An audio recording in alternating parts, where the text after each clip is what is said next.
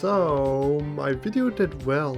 Thanks for all the positive feedback. It means a lot to me that people like my communist propaganda. We all know the open secret that furries are a capitalist plot. It's my highest viewed video, and it's probably my favorite video I've made so far, and since Shadowlands just came out, I'm going to be talking about the Shed 17 sequels. I'm going to talk about Project G1 today, and Shadowlands sometime in the future. Shed 17 was big when it came out. The Thomas fandom liked its disturbing interpretation of Thomas, and it got a lot of fan out and parodies. Even some outsiders knew about it, like me. Since Shed 17 did well, Paul decided to make more content around Thomas, mostly other parodies, like Wally, a series about some passenger carriage that gets harassed a lot. Why don't you go back to where you came from?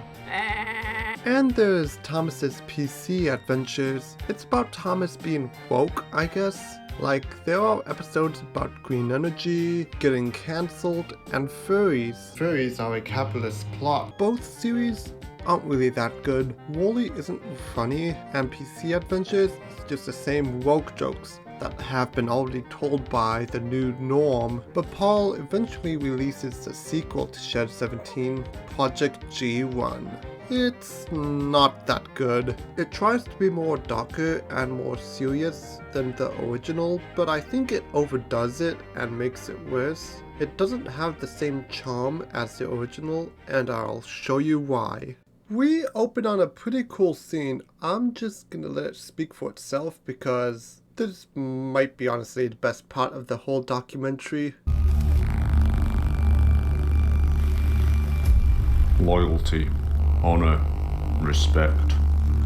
When you lose even one of those, you take something away from those around you. The ones you love, your friends. We let down those closest to us without ever realizing we'd done so. The people that didn't leave work at night. They worked the railways for the love of railways. They weren't silenced. They weren't subdued. They just didn't have anything to object to. By the time they realized there was a problem, it was too late. We didn't stifle them. We didn't lock them away. We didn't lie to them. We committed the worst sin of all. We just didn't listen.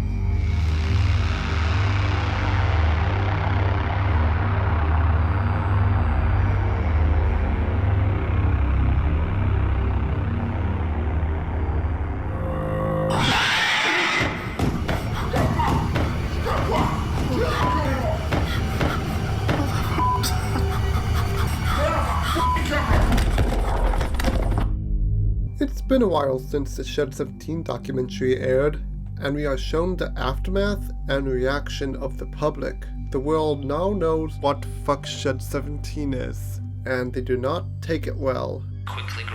This young man in the USA had become so traumatized by Shed 17, he had memorized all the dialogue and would do nothing but watch the program in a loop, mouthing the words.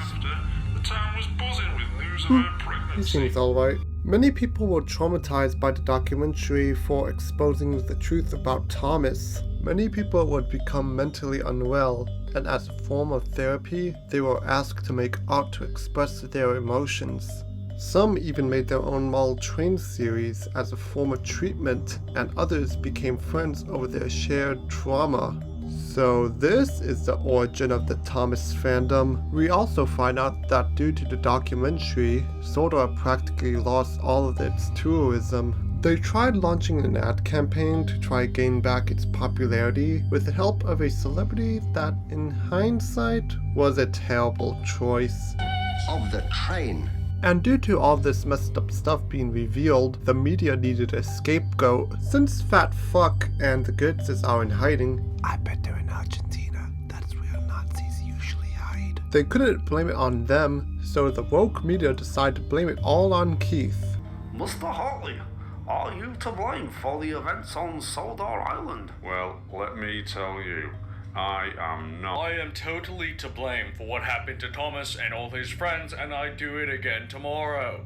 We also get a new interviewer, who is definitely not Ringo Starr, the original narrator of Thomas and Friends. Due to the government banning biofusion, many people in the biofusion process had to be turned into trucks. They are stored in warehouses where they are slowly dying because some dumbass decided like, hey, let's just have their organs just out because why the hell not? Other trains, like Duck and Oliver, not wanting to be locked up in a shed forever, fled to Japan, but they are being exploited there in a unique way. Duck and Oliver are now Transformers and they are fighting each other to the death. It's a brutal battle. Both engines get beaten up. Joe Rogan is covering it, the Wolverine guy is there, and the crowd loves it. Yeah, these models are racist. I've heard from somewhere that Paul is kind of an edgelord. I don't know if that's true or not, but that probably explains it. Like, Paul has done this before, like he's depicted Asians like this, like in Shed 17 and Bertha. This scene doesn't help his Asiaphobic allegations. Hey, I think I invented a new word, Asiaphobia.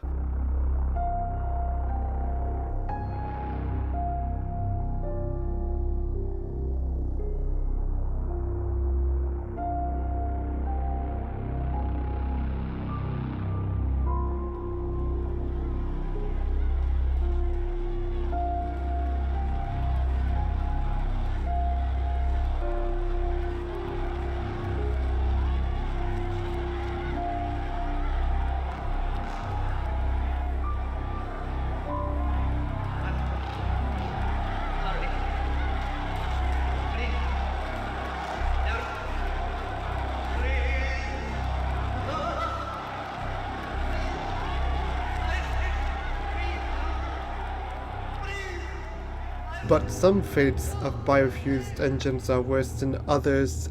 The British government, with the help of a company that owned Thomas in real life, starts to study biofusion for evil intentions. And they are the villains. And guess who's back and working for them?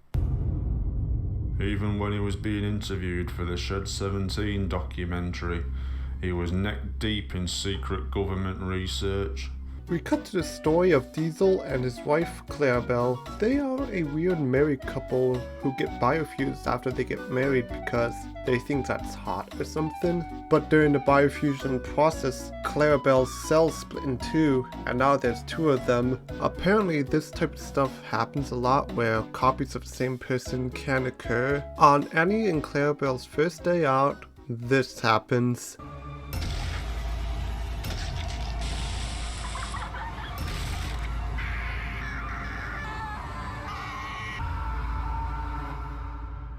After that, Diesel and Annie are put in a shed while Clarabelle becomes a lab rat. Or is it Annie that becomes a lab rat? I don't know which one is which. Hit is really into studying twins because since biofused twins are just the same person split in two, they have a psychic link to each other. If something happens to one, it happens to the other. Remember this, it's important. The science guy is doing experiments on twins to see how powerful their psychic connection is, and the experiments are horrific.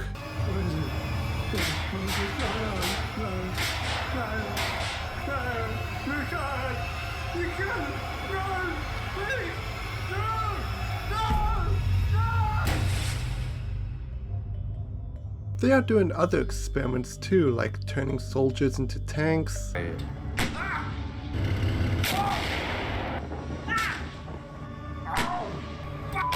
doing weird things with mirrors. But their most concerning project is Project G1. I'm just gonna let the science guy explain what it is. The breaking down of biofused matter to their very cells, and then deprogramming them. Engine remains being reused to form anything they wanted. Ein die Projekt. These cells have their DNA instructions removed. Biofused stem cells, which can then adapt and assume any form necessary. A weapon dropped into a city that can take any form it wishes and adapt any organic material it finds. Whole communities of people removed and left empty for occupation.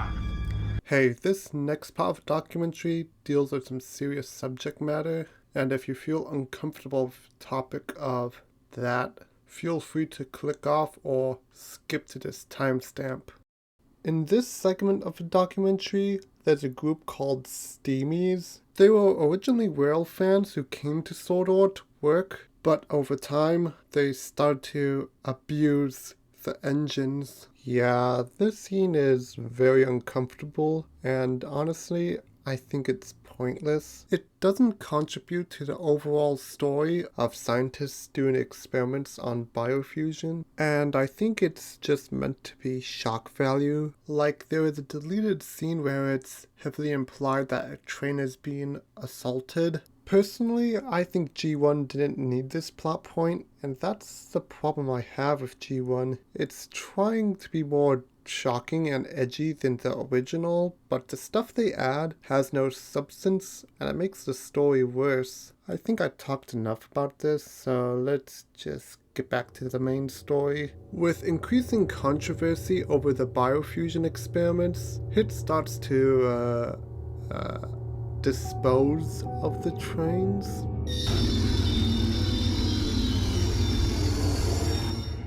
Man, that is some creepypasta shit, and during all this, HIT disposes of Clarabelle, and because of Annie and Clarabelle's psychic link, you can tell what happens to Annie. Annie, my love, what's wrong? What's the matter? What's happening?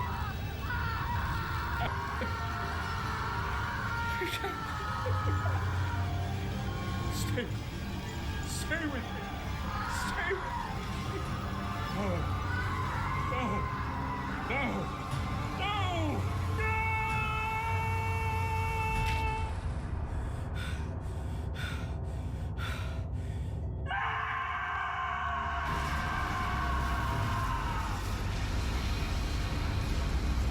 After Diesel escapes, he swears revenge and he becomes a terrorist. He forms the Sodor Liberation Front, a group that wants to turn Sodor into a home for biofused vehicles where they can live in peace away from the imperialistic humans. And these images of Diesel giving speeches are just very funny to me. Like, he's just up on stage giving Kim Jong-un style speeches like a normal person, but he's a heavy ass train. How the fuck did he get up there? It's just a really fucking funny image to me. I just don't know why. Meanwhile, HIT has been dumping biofusion remains into the Blue Mountain Quarry where it's being run by this engine. I don't remember his name, but I do remember having his toy. He is also a drug addict.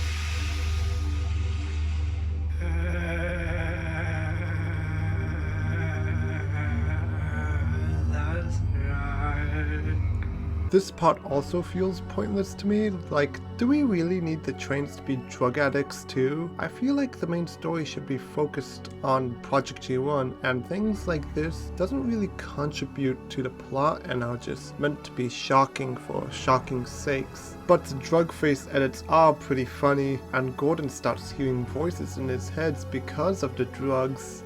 Yes, said Gordon, I will. Wait, Gordon is moving, but he couldn't move. In Shed 17, when he tried moving, he blew up. And also, doesn't biofused diesels burn up? But Diesel is like moving around making political speeches and stuff. I wonder if we'll ever get an in-universe explanation for it. We cut to Smudger, a narrow-gauge engine that worked in the mines. I yearned for the mines. But the mine couldn't afford to repair him, so they decided to do the humane thing and turn him into a power generator. Then after the mine shut down, he was fucking left there for years, until one day, HIT Logistics found him and oh dear god. This is some urban spook shit. This entire documentary feels like a Jenga tower, constantly stacking blocks of edginess to make it as edgy as possible. I'm not against disturbing subject matter or bodily horror, but like, Paul never gives us a break between this stuff. Like in Shed 17, you had disturbing shit, but that wasn't the main thing. There was also mystery and world building too. But G1, it's just constant shock value. Hit Logistics shuts down after this incident. They tried to destroy the evidence, but Cranky, sick and tired of seeing atrocity after atrocity, snaps and destroys Hit's building, killing himself in the process. And he isn't the only one sacrificing himself.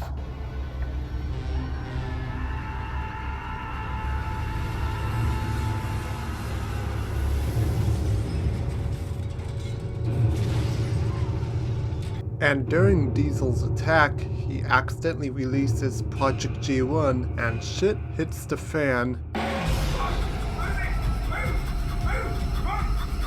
Project G1 is a creature that absorbs other biofused vehicles into a mass and goes on a rampage through the city. The army tries to stop it, but it throws Percy at them, and I guess that works. It's headed towards Blue Mountain Quarry to absorb even more biofused matter to become unstoppable. Personally, I would just drop nuke on G1, but the army has another idea. The army brought Thomas. After many surgeries, he is now half man and half train, and he is here to stop G1.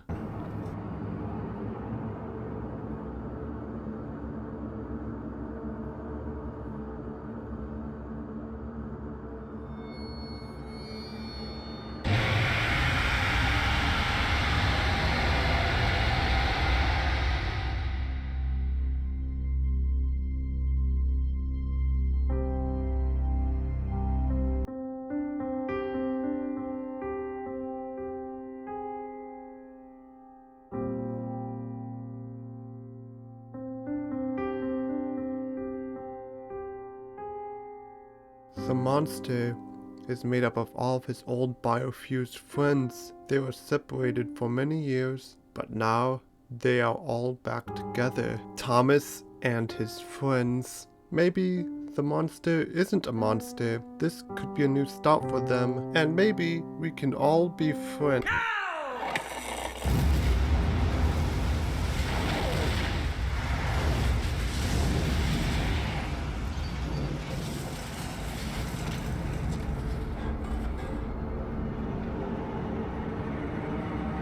The mystery of the Blue Mountain had been solved. 6,000 tons of desiccated, dehumanized biofused matter, hidden in full view.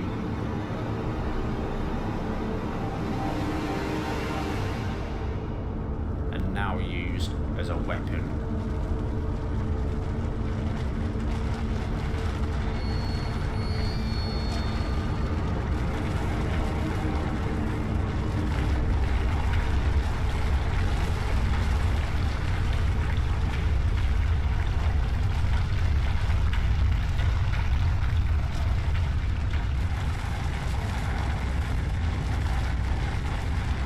Thanks to the British Army, Thomas lost all of his friends again. Now his only buddy left is Keith, and hopefully they will remain friends for the rest of time.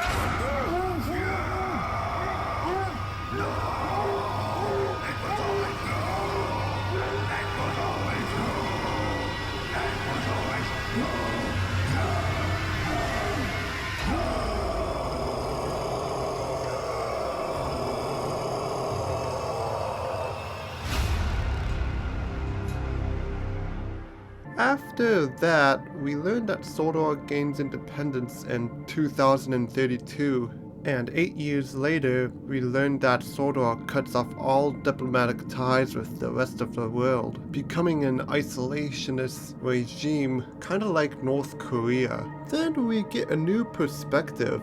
This isn't apart from the in-universe documentary.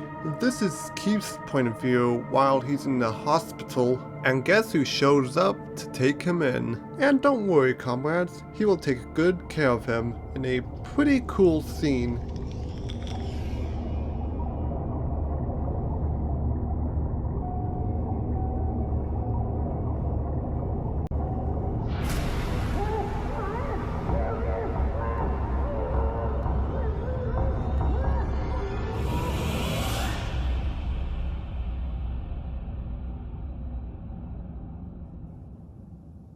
Well, Mr. Hartley. The Fat Controller is back, and he has a message to Keith. In a room that has really crappy lighting, the fat ass goes on a creepy monologue about how Keith has been spilling the beans about all the illegal stuff he and his buddies have been doing for years with all the biofusion shit. So they silence him by making him troublesome.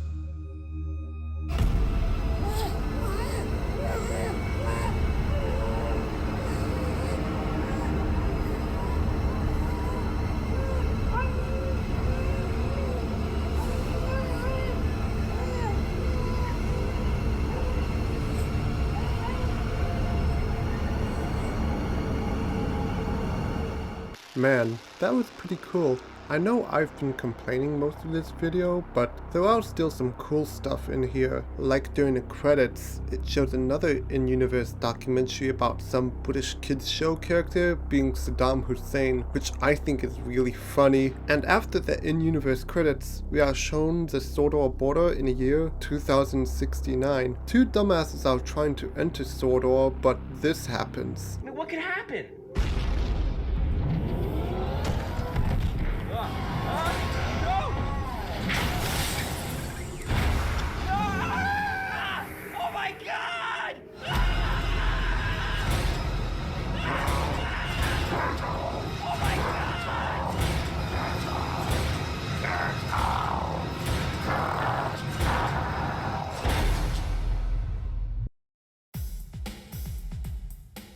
But yeah, that was Project G1. It's not the worst sequel ever, but while the gory moments in Shed 17 felt like they served the plot, and there were funny moments in between scenes, Project G1 just felt like it was trying too hard, and it didn't really give us a break, and it felt more serious than the original, which I honestly don't think it works in its favor. But I do think Project G1 does have a lot of good ideas. I like the concept of an evil scientist trying to weaponize biofusion technology. Diesel 10 was pretty cool, and I liked the ending.